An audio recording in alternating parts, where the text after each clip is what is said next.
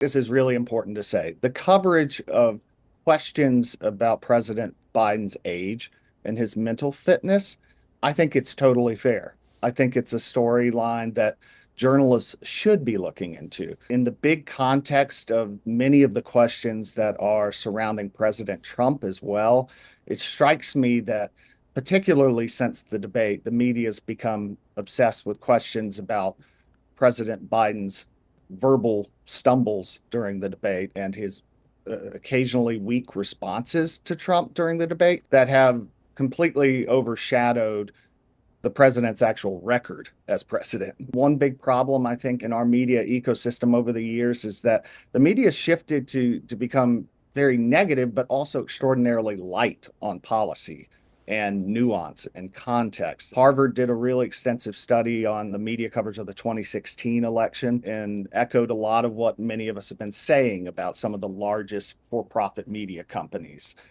in their coverage of national politics, which is that voters were getting to the booth and not really understanding the issues. They understood that, for instance, in this case, Joe Biden's old and Donald Trump is angry.